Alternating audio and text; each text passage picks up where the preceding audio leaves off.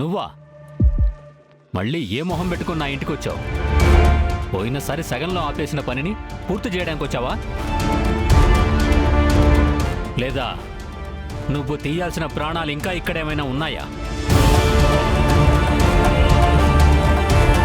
అడుగుతుంది నిన్నే రాయుడు. మళ్ళీ ఇక్కడికి ఎందుకు వచ్చావు? అయినా అసలు నిన్ను పోలీసులు ఎలా వదిలేశారు? బెయిల్ ఇస్తే వదిలేస్తారు కబ్బా. బెయిల్ ఇచ్చారా? ఎవరిచ్చారు?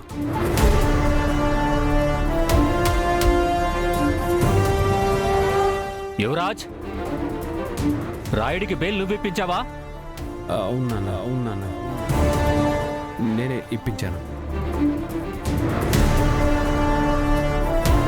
రాయుడు బాబాయ్ అత్తయ్య గారిని చంపాలని చూశారు యువరాజ్. అలాంటిది ఆయన కింద బెయిల్ ఇప్పించావు? నేనే ఇప్పించమని చెప్పుండానమ్మీ.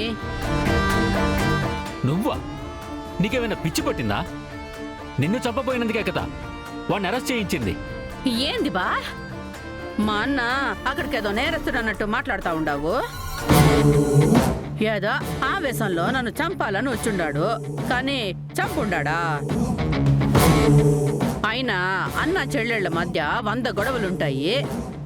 దానికే మీరు పోలీస్ స్టేషన్ వరకు పోతారా? ఆ పొద్దే పోలీసులు స్టేషన్లు వద్దని చెప్పుండా. నా మాట ఎవరైనా ఇన్నారా? అత్తయ్య గారు, మీకు అసలు జరుగుతున్న అర్థం కావట్లేదా? ఈయన బయట ఉంటే మీకే ప్రమాదం. ఈయనకు ఆవేశం తగ్గి ఆలోచించి ఆయన చేయాలనుకున్న పని తప్పని తెలుసుకున్నాకే వదిన జామీ ఇచ్చి బాబాయ్ గారిని బయటికి తీసుకొస్తానని చెప్పారు కదా. అప్పటి వరకు మామయ్య జైల్లో ఉండడమే కరెక్టే మొప్పింది.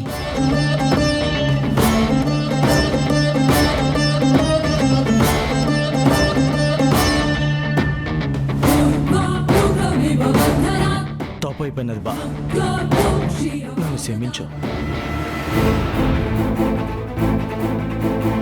నా చెల్లెలు తప్పు చేసింది. పరువు పోతుందని ఆవేశపడినా. ఆ ఆవేశంలో నా చెల్లిని చంపబోయినానే తర్వాత తెలుసుకున్నా.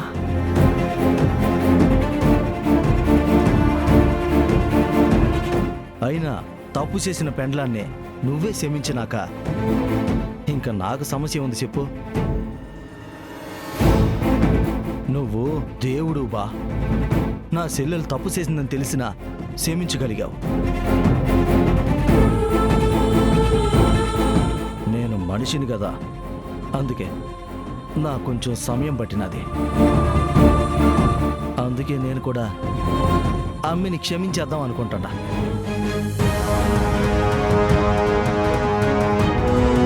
నా చెల్లిని క్షమించినానని చెప్పి ఊరికి పోదామని వచ్చినా బా.